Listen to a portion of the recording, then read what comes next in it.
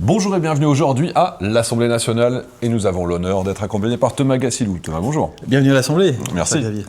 Thomas Gassilou, ancien président de la commission de défense de l'Assemblée nationale. Aujourd'hui, tu écris des rapports qui font l'actualité. Peut-être. On va monter dans ton bureau. Il y a pas mal d'éléments qui étaient intéressants dans le rapport que tu avais pu rendre déjà il y a quelques mois, qui étaient un petit peu prémonitoires. Enfin, ça fait quelques années. Alors, je rappelle quand même que Thomas est un ancien membre des forces, réellement. C'est-à-dire qu'il est chasseur alpin. Je vous renvoie vers les vidéos qu'on a pu faire ensemble dans cet environnement. Donc, il y a une réalité du terrain qui infuse et qui transparaît aussi dans ce que tu peux écrire. Et on se tutoie pas parce que, pour faire cool, on se tutoie dans la vraie vie. À l'époque, toi, tu as commencé à tirer le signal d'alarme, il y a quand même quelques temps. Oui, alors le premier rapport. Alors j'étais pendant 5 ans rapporteur du budget de l'armée de terre, de 2017 à 2022. En 2022, j'ai rendu un rapport sur la résilience nationale. C'était après la crise Covid et avant la guerre en Ukraine, qui aujourd'hui aboutit notamment sur le manuel de crise qui a été sorti par le gouvernement. Et effectivement, avant l'été, j'ai rendu un rapport proposant une hybridation des armées, dans lequel s'inscrit désormais l'annonce du nouveau service national et la montée en puissance des réserves. On en parle tout de suite, puis on a le plus beau bureau. Donc alors le premier élément déjà, je vous mets ce rapport parlementaire en commentaire de cette vidéo pour que vous puissiez aller le voir. Il date du mois de juin, il s'est passé plein de choses depuis le mois de juin. Est-ce que tu peux nous rappeler les idées fortes que tu avais évoquées ? Alors les idées fortes, c'est surtout de dire qu'on a aujourd'hui besoin de masse au-delà de la cohérence. Tu sais, en 2017, on a voté une LPM, on en a voté une deuxième depuis en 2022. On a privilégié jusque-là la cohérence capacitaire plutôt que la masse et la réactivité plutôt que l'endurance. Ce rapport, il dit que, vu le contexte d'aujourd'hui, on a besoin de retrouver de la masse et il fait des propositions pour essayer de retrouver cette masse dans un cadre budgétaire maîtrisé. Ok. Ça veut dire réorienter les forces sur le cœur de leur métier. Ça veut dire abandonner des projets dispendieux qui sont plus adaptés à la réalité du terrain, concrètement ? C'est-à-dire de dire que la technologie est bien entendu importante, que la France, elle a la chance d'avoir la dissuasion, elle a la chance d'avoir la maîtrise technologique, elle a la chance de pouvoir avoir une capacité expéditionnaire pour projeter quelques milliers d'hommes sur des opérations limitées et choisies, mais que le contexte international aujourd'hui nous impose de devoir retrouver une capacité à projeter beaucoup d'hommes en même temps, non seulement pour faire face à un choc, mais pour également être endurant. Ça veut dire quoi ? Ça veut dire abandonner les missions où nos pauvres soldats font vigile à Disneyland ? Alors, j'ai proposé notamment la suspension de l'opération Sentinelle, effectivement, qui me semble plus totalement adaptée au contexte d'aujourd'hui, en tout cas qui dure depuis, à mon sens, trop longtemps, où on a besoin de remettre de la réactivité. Mais le point essentiel, la proposition numéro 1, c'est surtout un faire autrement pour nos armées, en disant qu'on a besoin aujourd'hui d'un mix capacitaire, non seulement des équipements de très haute technologie qui sont des armes de décision, mais également des équipements plus low cost, disponibles plus facilement, qui permettent d'aboutir à un mix capacitaire avec à la fois de la technologie et de la masse. Et si tu veux, on peut préciser ce que ça veut dire dans les différents espaces, sur mer, sur terre ou dans les airs. Très concrètement, on va parler du désert, on va commencer par là. Le Rafale, on en est content, il faut approfondir, il faut notre drone de combat, il faut le Rafale au standard F5, ça c'est le genre de choses sur lesquelles on ne bouge pas. Bien sûr. L'Eurodrone, qui est critiqué depuis assez longtemps, on se rend compte que c'est un drone qui coûte plus de 100 millions d'euros par unité, qui est tellement gros qu'il est inadapté à un conflit de haute intensité. Peut-être qu'il pourra faire de la patrouille maritime éventuellement, mais qu'est-ce qu'on en fait ? C'est un peu l'exemple du vieux programme qui a mis longtemps à se mettre en œuvre et qui sera peut-être déjà dépassé au moment de sa livraison. Donc moi, ce que je propose dans le rapport, c'est d'étudier les conditions de sortie de l'Eurodrone pour voir ce qui est réalisable, d'autant plus qu'on n'a pas encore l'ensemble des coûts associés. On a les coûts du programme, on sait que la France participe à hauteur de 2 milliards d'euros, mais accueillir les Eurodrones dans nos forces, ça va vouloir dire des nouveaux hangars, des nouvelles formations, énormément de logistique, effectivement, pour un effet opérationnel qui est encore à démontrer. Donc ce qui est extrêmement important dans nos programmes d'armement, c'est maintenant de retrouver le réflexe, de raisonner en termes de ROI opérationnel. Quel est le retour sur investissement des euros que je mets pour tel programme ? Alors qu'effectivement, depuis une trentaine d'années, c'était aussi parfois les maintiens de compétences dans la BITD qui drivaient un peu les choix des programmes. Autrement dit, on faisait des programmes pour pouvoir garder les cerveaux dans les bureaux d'études, pour pouvoir éventuellement accélérer, ça tombe bien, c'est le moment. Dividende de la paix, baisse des budgets, et donc les programmes ont été faits pour maintenir les compétences. Et on a plutôt bien fait, puisqu'aujourd'hui on a les compétences. C'est plus facile de retrouver de la masse quand on a déjà des compétences que retrouver des compétences quand on n'a que la masse.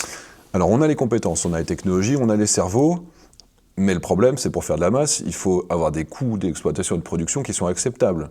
Je prends toujours le même exemple, un drone kamikaze FPV c'est 500 € pour le même prix.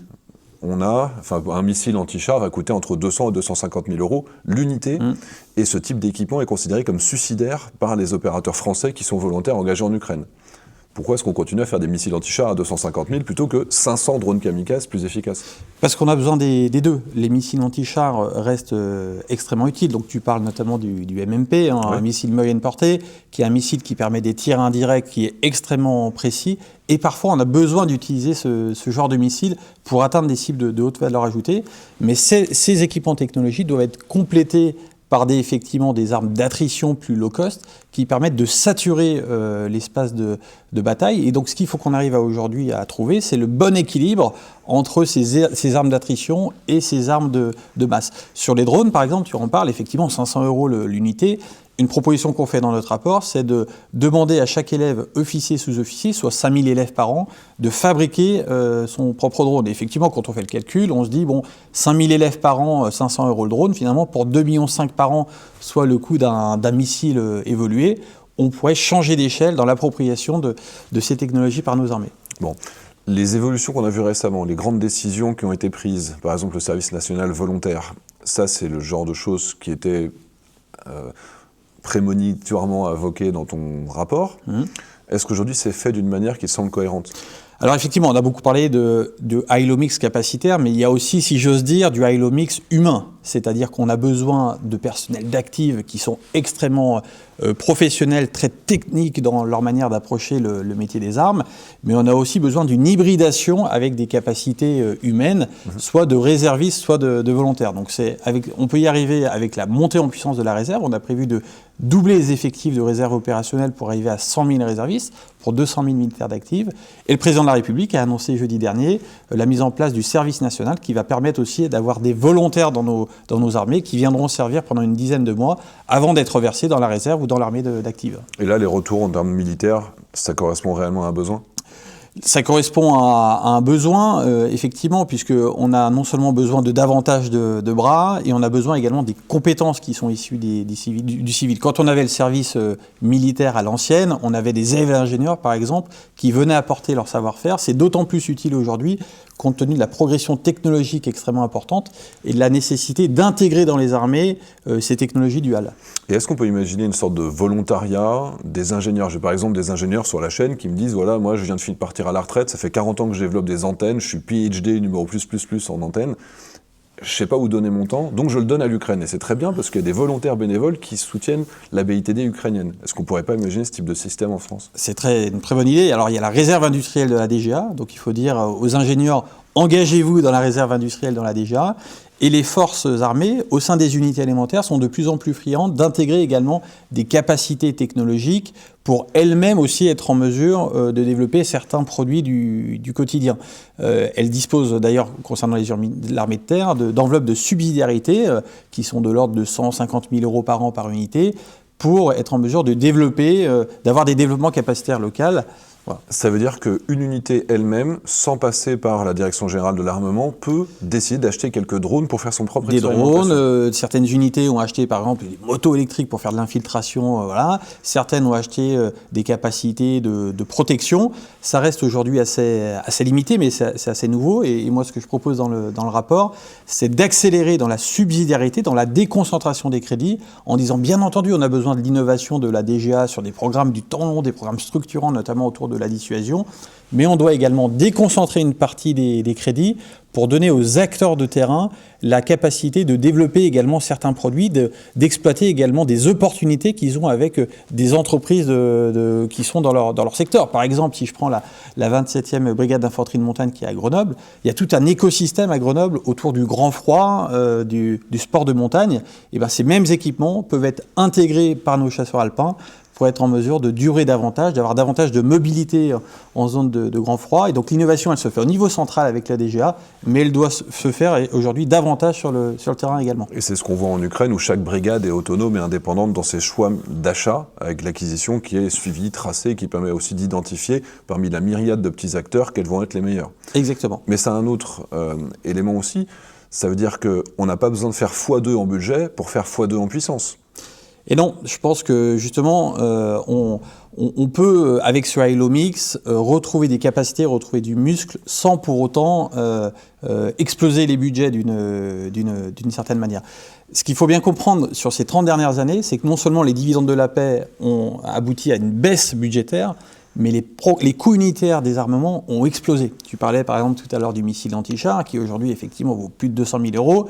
Un missile anti-char, il y a encore 10-15 ans, le Milan notamment, c'était de la classe 7 000 euros. On pourrait regarder le coût des chars, le coût des avions, le coût des bateaux. Tous les prix unitaires ont explosé, ce qui fait que non seulement on a eu moins de budget pour des équipements plus coûteux, et on est passé par exemple de 1200 chars à 200 chars, de 450 avions à 200 avions. On double le budget de la défense d'ici 2030. En 2030, on aura encore moins de chars, moins de bateaux, moins d'avions. Et donc c'est aussi la fin de ce cycle qui est bien écrit par la loi d'Augustine qu'il faut aujourd'hui amorcer en disant bien entendu on a besoin des équipements coûteux parce que la technologie elle fait la différence, mais on a besoin de compléter ces équipements par des équipements plus rustiques de smart tech de masse d'une certaine manière. Donc ça veut dire qu'il faut aussi s'autoriser par exemple à acheter du tout venant, un capteur civil qu'on peut acheter au Canada, des équipements qui ne sont pas forcément totalement à 100% souverains ? Effectivement, s'il s'agit de consommables, et il faut réfléchir plus globalement à une meilleure intégration de nos capacités civiles de production. Je continue sur le drone. Aujourd'hui, effectivement, on n'a pas de fabrication de masse de drones. Si ce produit est stratégique, et je pense qu'il l'est, oui, il faut s'interroger à l'échelle européenne sur des barrières à l'entrée qu'on pourrait mettre sur notre marché civil pour protéger l'industrie de fabrication de drones en Europe et assumer vis-à-vis de nos concitoyens en disant écoutez, pour faire des photos pour vos vacances, vous allez payer un drone un peu plus cher, mais ce sera un drone européen et c'est stratégique parce que nos forces armées en ont également besoin. Donc il y a une question de souveraineté industrielle qui s'ajoute à ce besoin de remonter en puissance. Ça veut dire qu'on compte sur la masse des consommateurs européens pour continuer à acheter et faire baisser du coup le coût des productions qui pourraient être à usage dual. Oui. Est-ce que c'est quelque chose qui est aujourd'hui suivi par certains de tes collègues députés ou est-ce que c'est vraiment une utopie personnelle ? Non, c'est quelque chose qu'on essaie de pousser. C'est tout simplement dire on a nos entreprises de la BITD qui sont très importantes, mais aujourd'hui c'est un effort industriel plus global de la nation qui est nécessaire. Gardons aussi en tête les grandes masses. À l'échelle de l'Union européenne, on a quelques milliards d'euros de R&D en matière de défense. Les oui. Américains ont 10 fois plus, quelques dizaines de milliards d'euros dans le ministère de la Défense américaine. Les GAFA ont 100 fois plus, c'est-à-dire que ce sont des centaines de milliards d'euros par an de R&D et ciblés sur le cyber. Donc on voit bien que nos efforts de R&D défense doivent être complétés par l'ensemble de la R&D qui peut être fait au niveau français et européen et qu'on doit compléter et qu'on doit vraiment associer les moyens civils de production. Si je prends par exemple l'industrie de l'automobile, avec un calculateur de voiture, on peut faire beaucoup de choses pour un missile. Oui. Avec un moteur de Clio, on peut faire beaucoup de choses. Et donc, on a besoin non seulement du missile, peut-être parfois à plusieurs millions d'euros pour atteindre très précisément une cible, fonctionner dans des environnements très dégradés, mais on a besoin également de fabriquer des missiles avec peut-être parfois des composants civils et des capacités industrielles civiles pour parfois saturer l'espace et combiner intelligemment les deux. En gros, envoyer plein de missiles low cost pour faire user les défenses aériennes, voilà, saturer l'ennemi, et ensuite avoir un missile de précision qui va intervenir en complément. En théorie, c'est génial. En pratique, on nous dit, ça va arriver dans 2 ans, dans 3 ans. Je prends l'exemple du Serval de lutte anti-drone. Il va être livré en 2028 pour être testé par la DGA, pour être peut-être certifié en 2031, donc une production industrielle de masse. Après la période dans laquelle tous les services de renseignement européens disent que les Russes risquent de nous attaquer, 2028-2029. Est-ce qu'en attendant que nos industriels soient prêts, est-ce qu'on ne pourrait pas commencer tout de suite à acheter ce qui est opérationnel, ce qui marche, ce qui a été validé en Ukraine ?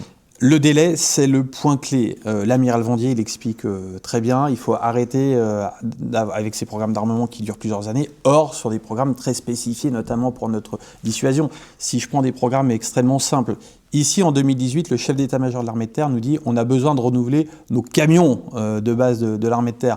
On est tout juste en train d'attribuer le marché pour des camions qui seront livrés dans plusieurs années. 7 ans plus tard. Et donc, il se passera 10 ans entre l'expression du besoin pour des équipements simples et la livraison du matériel.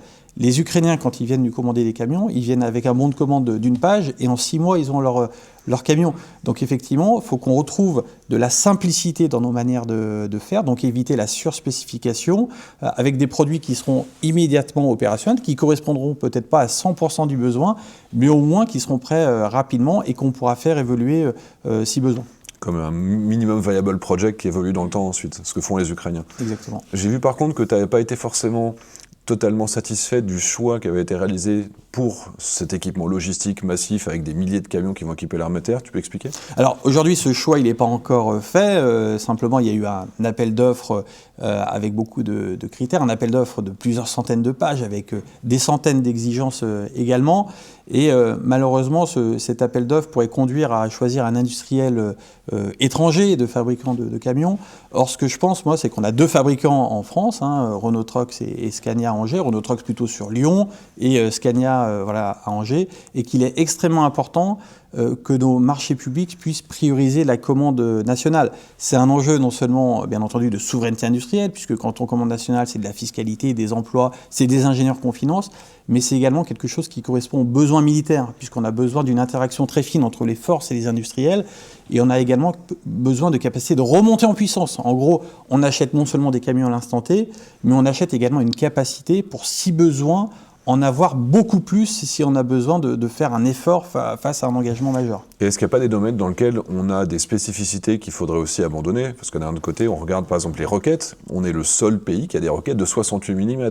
Du coup, quand tous nos voisins, par exemple Thales en Belgique, fait des roquettes de 70 mm, vu qu'ils en vendent à la terre entière, à l'Inde, ils peuvent se permettre de faire de la R&D autofinancée et des équipements plus efficaces et moins chers que ce que nous, on achète en 68 mm. Est-ce qu'il ne faut pas à un moment aussi se dire, on a fait des choix à un certain moment, il faut maintenant revenir sur le standard européen ? Standardisation, et d'ailleurs l'OTAN est un magnifique outil pour ça, pour standardiser les calibres, les manières de faire. Si tout le monde a du 156 pour le calibre, c'est du fait de l'OTAN. Et éviter la surspécification. Je trouve qu'un bel exemple pour ces deux critères, c'est le canon César. On a à la fois un obus de 155, puisque c'est le standard OTAN, et on a fait un produit qui n'est pas surspécifié. Quand le César a été lancé, personne n'en voulait. Tout le monde voulait quelque chose de beaucoup plus complexe, de blindé, de surchenille, avec beaucoup plus d'électronique. L'industriel a fait un produit simple, et aujourd'hui, ce produit simple montre qu'il est très efficace, beaucoup plus efficace que si on avait surspécifié ce canon-là. J'ai une dernière question, peut-être un peu politiquement incorrecte.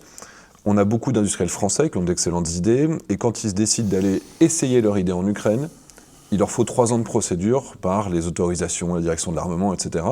Il y a un moment, on voit nos homologues, les concurrents, allemands, italiens, australiens, quand on va en Ukraine, quand on est sur le terrain, on voit que tout plein de sociétés étrangères font des tests, et quand on en parle aux Français, ils disent moi j'attends toujours l'administration qui ne m'a toujours pas autorisé. On ne peut pas faire sauter ça ? Mais pire qu'aller en Ukraine, pour tester le drone Patrolor, on n'a pas pu le faire en France. On a dû aller en Finlande pour tester ce drone, avec tous les coûts et les délais. Ce qu'il faut comprendre, c'est que les dividendes de la paix ont non seulement entraîné une baisse des budgets, et ont entraîné un excès de normalisation, parce qu'on n'avait plus de grands risques à nos frontières, donc on a cherché à réduire tous les petits risques. Et aujourd'hui, cet excès de normalisation a y compris pollué nos armées en partie, qui s'interdisent de faire beaucoup de choses, qui doivent respecter tout un carcan normatif. Donc ce qu'on est en train de faire, c'est réaugmenter les budgets, mais il faut également qu'on fasse autrement, qu'on arrive à se libérer de certaines normes, puisqu'en matière d'affaires militaires, il n'y a qu'une seule chose qui compte, in fine, c'est l'effet opérationnel qu'on est en mesure de produire pour défendre son pays. Donc on modifie la DGA, on autorise des petits contrats de passer plus rapidement, on accélère sur l'Agence d'innovation de défense ? On accepte de prendre des risques, on accepte d'avoir des produits qui sont moins spécifiés mais immédiatement disponibles, qu'on peut produire en grande quantité. On sécurise les acheteurs en leur disant voilà, là-dessus on va vous demander de prendre des risques, vous n'aurez pas une responsabilité pénale qui sera engagée si toutefois parfois vous pouvez vous tromper parce que vous demandez de prendre des risques. Et c'est tout un changement de culture qui est nécessaire, aussi bien à la DGA, comme l'a engagé Sébastien Lecornu avec le discours de Vers le Petit, et au sein des forces, pour être dans un processus permanent d'évolution. Voilà, il n'y a pas de ligne à atteindre, il y a un nouvel état d'esprit à avoir pour maximiser notre potentiel opérationnel. Alors, un petit élément encore sur la capacité à s'adapter en prenant des équipements qui sont tout de suite disponibles. Je reviens sur l'exemple, au dîner du J4, il y a quelques semaines, j'ai donné la réalité du terrain, c'est que les Ukrainiens, quand ils sont confrontés à la guerre des tranchées, ils vont aller dans les supermarchés pour acheter les petits camions pour enfants, ils mettent 40 kg d'explosifs et ils envoient ça dans la tranchée en face. Résultat, drone kamikaze, 100, 150 €. Est-ce qu'aujourd'hui, on accepterait comme ça de l'acheter sur étagère des équipements en les détournant de leur usage principal pour pouvoir les utiliser directement? Oui, c'est ce qu'on appelle l'innovation d'usage. Donc oui, je pense qu'on commence à le faire un petit peu, il faut le faire davantage, et tout ça passe par des processus d'achat qui sont différents, avec des unités de terrain qui retrouvent cette capacité par des enveloppes de subsidiarité. C'est pour ça, encore une fois, que je propose que chaque unité, on puisse lui doubler son enveloppe de subsidiarité. C'est pas beaucoup, hein, c'est 300 000 € par an par unité, même quand on multiplie par le nombre d'unités, ça reste un budget relativement léger. Et je pense que les chefs d'état-major également, des 3 armées, doivent retrouver de la capacité d'achat sans forcément passer par des circuits très longs. Dernière question, là aussi polémique. La France a 200 000 militaires, un peu moins de 100 000 dans l'armée de terre. Il n'y en a que 10 000 qui sont déployables. Est-ce que ce ratio est acceptable ? Alors, on en a beaucoup qui sont en posture opérationnelle permanente, que ce soit sur terre, sur mer ou dans les airs. Mais oui, clairement, on doit retrouver de la capacité à projeter davantage de personnes d'un coup. On s'est habitué à faire face à des moyens d'engagement. Il faut qu'on retrouve la capacité à faire face à un choc, à pouvoir envoyer beaucoup de personnes d'un coup. Et donc, il faut équiper l'ensemble de nos soldats, alors qu'on a parfois géré des parcs d'entraînement, des parcs opérationnels. Il faut retrouver que chaque unité doit être équipée. On doit équiper correctement nos réservistes et on doit également s'appuyer sur l'ensemble des capacités qui existent. Je pense à la gendarmerie nationale, par exemple. C'est une force armée sous statut militaire. La gendarmerie nationale, en cas d'engagement majeur, aura un rôle important dans ce qu'on appelle la défense opérationnelle du territoire, et donc on doit être également soucieux des capacités dont dispose la gendarmerie, notamment en armes longues, notamment en moyens de mobilité tactique, ce qui s'est pas mal perdu ces 20 dernières années. Ok, bon, après il y a toute la question du réarmement cognitif, ça ne dépend peut-être pas de toi. La volonté, la capacité de se battre, faire nation, tous ces mots qu'on entend beaucoup. Ça dépend complètement, c'était ça le thème de mon rapport sur la résilience nationale. Moi je pense que la volonté, c'est au moins aussi important que nos capacités. Et ça, on a des leçons à apprendre de la part des Finlandais, des Suédois, à ce sujet-là. Nos capacités, ça permet d'atteindre une volonté à moindre coût matériel ou humain, mais celui qui gagne la guerre à la fin, c'est celui qui veut la gagner. Et tu parles de pays qui ont très tôt commencé à travailler sur la désinformation. Je pourrais ajouter Taïwan d'ailleurs dans la liste de ces pays qui éduquent leurs jeunes sur ces questions et qui officiellement se permettent de contredire le narratif ennemi, parce que là il faut dire les choses telles qu'elles sont, de la Russie sur la France. Et là il y a un petit début de réponse qui commence quand même à se voir. Oui, et je pense que dans les solutions qu'on doit apporter, on doit continuer à avoir la stratégie française avec la dissuasion, nos 200 000 militaires d'actifs, et on doit devenir aussi un peu finlandais dans la capacité de mobiliser l'ensemble des forces vives de la nation pour atteindre un objectif de défense commun. Et c'est en combinant ces 2 stratégies, je pense qu'on atteindra le mieux nos objectifs de défense. Allez, rejoignez la réserve opérationnelle, vous verrez, on fait plein de choses sympas. Encore une fois, je répète, je suis à l'état-major des armées, de l'armée de terre. Tout le monde peut trouver une place, que vous soyez chauffeur pour conduire des gros camions, un jeune un peu sportif, un ingénieur avec un geek à lunettes, il y a du boulot pour tout le monde. Et sans être dans la réserve, chaque Français a un rôle à jouer. Ce que j'aime bien, moi, comme citation de Saint-Exupéry, c'est « chaque sentinelle est responsable de tout l'Empire ». On pourrait dire autrement, chaque Français est personnellement responsable de la défense. La défense, c'est l'affaire de tous. Que vous soyez chef d'entreprise, banquier, maire, engagé dans la vie associative, vous avez tous un rôle à jouer parce que vous êtes citoyen français. C'est vous qui décidez des moyens dont disposent nos armées. C'est vous qui décidez de qui sera demain le chef des armées. Et c'est vous qui avez chacun des capacités qui peuvent être utiles pour la défense de notre pays. La seule chose qu'on ne décide pas, c'est de rester en paix. Nous, on essaie de déclarer la paix, ça ne marche pas bien. Napoléon avait tenté de déclarer la paix au monde en 1999, les coalitions avaient décidé autre chose. Voilà. Là, aujourd'hui, je le répète, parce que ça, c'est quelque chose qui est la désinformation russe a réussi à quand même faire passer cette idée. Personne ne souhaite la guerre. Si on a la guerre, c'est parce qu'on doit se défendre et que d'autres se préparent à attaquer nos alliés avec lesquels on a des accords. C'est pour ça qu'on doit aujourd'hui se réarmer. Pour être en paix, il faut être au moins 2. Pour faire la guerre, un seul suffit. Oui. Donc vouloir la paix, c'est jamais une garantie de sécurité suffisante. Et c'est pour ça qu'on a l'impérieuse nécessité de se préparer à faire face à tout type d'options. Et une de nos responsabilités au niveau politique, c'est d'être en mesure d'expliquer à nos concitoyens en quoi cet effort de défense il est nécessaire et en quoi il est cohérent avec une stratégie qu'on veut tous pour la paix. Thomas, merci beaucoup. Merci. On espère que ça vous a plu et on vous dit à très bientôt.